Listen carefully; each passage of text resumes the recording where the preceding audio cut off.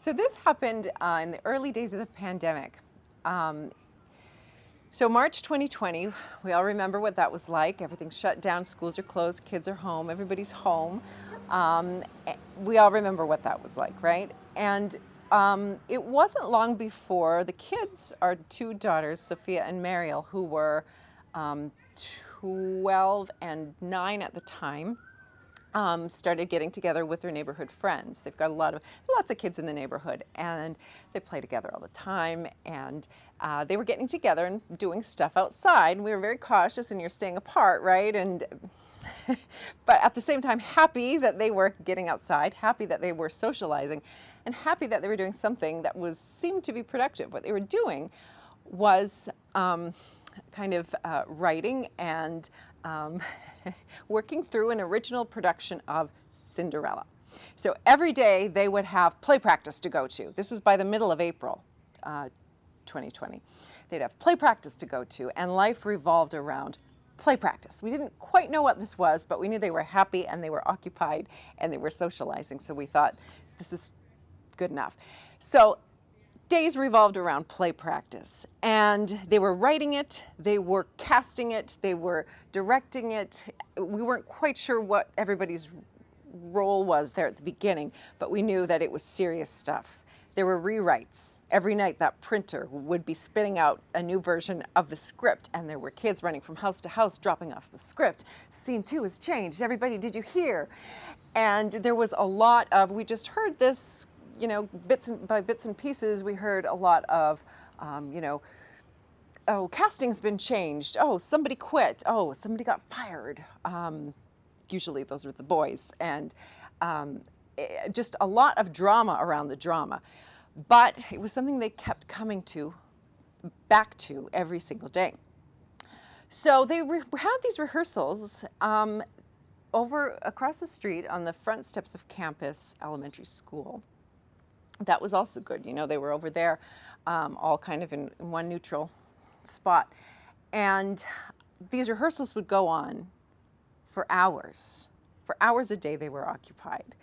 And at some point, the principal over at the school, of course, school was closed. There were no students there, but of course, the principal told them, you really can't do this here anymore. I mean, I think they were starting to build a set on the school grounds, and that was maybe a little too much. So they transferred the rehearsal location to our front porch. And that meant that we got to hear the process up close. And what that process was that had been going on by that time, 6 weeks, I don't know, a long time, over a month for sure. What the process was mostly arguing. It was some lines spoken here and there, but it was a lot of, well, I don't think we should do it that way, or why did you come in there? Why are you wearing that? Hey, you missed your line. Our directors are too bossy. The leading lady is a diva. And all of this back and forth. So a 2-hour rehearsal would be about an hour and a half of arguing with some rehearsal of the script thrown in. But they weren't fighting. They were working it out, and they kept coming back. Nobody was getting angry and storming off and threatening to quit the show. No. They were just really engaged with each other.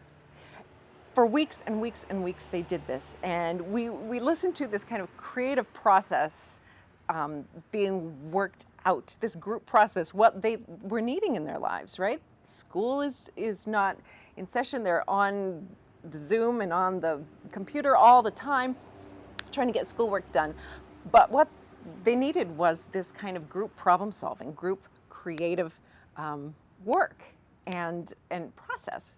So at some point, one of the parents said, I think we need a performance date. I think we need a goal to work towards. So by the end of June, they performed the show.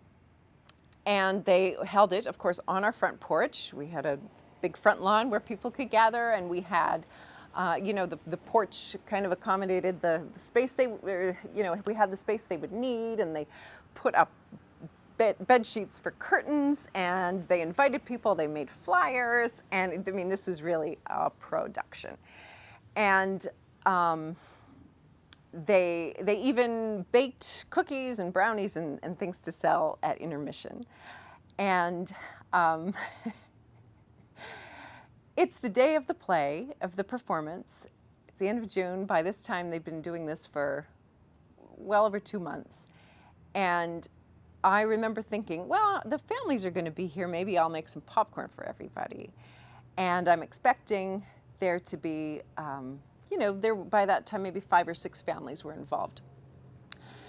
And the girls are getting ready. Of course, that was most of the day. I'm making popcorn in the kitchen.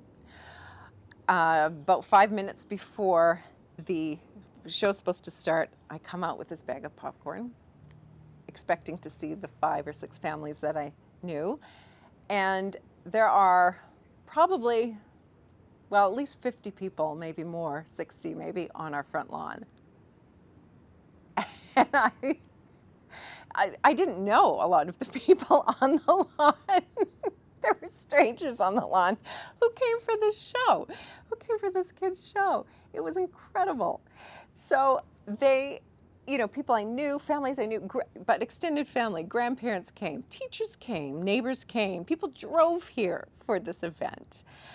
And, high school boys, they came, the big brothers. They were back, in the street, with one they were kind of there, kind of not. They were standing in their clusters. They weren't, sitting in the front row, but they were there. All these people came, and we watched the show. And I should have mentioned at some point as they're rehearsing, they would rehearse for 2 hours, and then I would hear, scene 2 just isn't where it needs to be. We've got to have another rehearsal today. And so there would be another 2-hour rehearsal later in the day. Finally, I said, how long is this show? And Sophia said, about 15 minutes. So everybody's here. We have the first act. The girls run over to the table. They sell their brownies. They sell their cookies. They sell their lemonade. There are little kids showing up with their quarters. Grandparents showing up with $10 bills saying, keep the change. That's done. That probably took longer than the actual show, actually. And then they run back onto the porch, and we do the second act. And the whole show's over within, the 15 minutes. But everybody's here. And we haven't seen people, right? It's the pandemic. We're still in that stage where nobody knew what was going to happen. Nobody knew how long this was going to be. And here we are all together, even strangers, right? And it was just this incredible surprise gathering of people who came together around to celebrate these kids, but really to celebrate this neighborhood, I think, and this community. And I was just amazed at these kids, just the work they put into it. And, the world's falling apart. What do we need? We need a performance. That's what we need. We need an event where people can come together and kind of delight with each other and remember that no matter what's going on in the world, we have these connections. It was an incredible performance, but it was an incredible way that people came together. I don't know what else I can say about it. But it was a really, really special thing at a very bleak time.